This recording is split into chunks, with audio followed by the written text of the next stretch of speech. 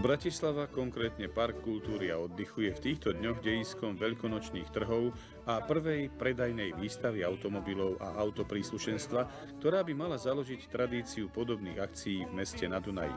My sme sa najskôr zastavili pred pavilónom s nápisom Autopríslušenstvo.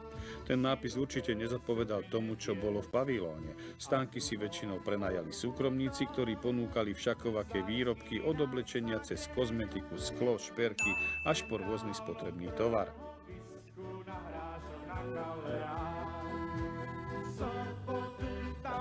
Z autopríslušenstva tu boli skromné stánky firiem Bosch, Varta a Wurt a tovar samozrejme zodpovedal kvalite týchto značiek. Čo sa týka predajcov automobilov, bolo to lepšie. Zastúpené boli značky Volkswagen, Audi, Seat, Škoda, Nissan, Mazda, Peugeot, Mercedes, Chevrolet, Citroën, Fiat, Isuzu, Opel, DAF, Renault a Volvo. Charakteristické pre túto výstavu automobilov bolo, že všetko už vystavovali naše domáce firmy, ktoré autá týchto značiek predávajú. Samozrejme, že naši predajcovia si nemôžu dovoliť nákladné expozície. Snáď iba koncern Volkswagen, ktorý so značkami Audi, Seat a Škoda mal celý pavilón. V ďalšom pavilóne boli ostatné expozície. Medzi najobdivovanejší patril určite stánok rakúskej firmy Motorcar Wiesenthal, ktorej pobočka predáva v Bratislave a západoslovenskom kraji. Mercedesy sú drahé autá. Prečo sa vaša firma rozhodla tu navystavovať? No táto otázka je veľmi pekná, pretože sme optimisti a dúfame, že za 3, 5 alebo 7 rokov bude náš svet taký, jak je celý svet okolo a tam Mercedesy majú svoje stále a veľmi pekné postavenie.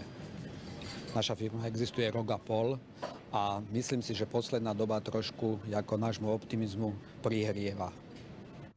Stánok oživil aj tento pretekársky Mercedes jazdca Mozarta z Maďarska, ktorý sa s ním predstaví aj u nás v pretekoch do vrchu.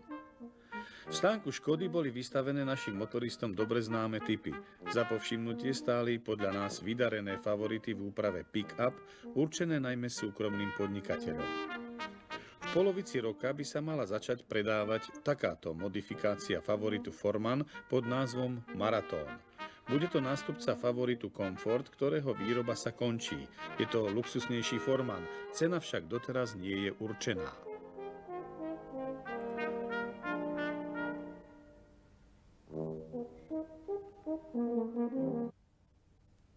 Bratislavské zastúpenie u nás dobre známej firmy VAP predstavovalo kompletnú ponuku vysokotlakových umývacích zariadení, ktoré majú použitie najmä v automobilizme. Najväčší záujem bol medzi divákmi o malú vapku so značením 6000 Profi. Je určená samozrejme s použitím ekologicky čistých saponátov na umývanie aut doma. Cena 18 000 korún nie je až taká veľká a po zrátaní výdavkov na umývárkach a najmä časových strát určite nie je nezaujímavá.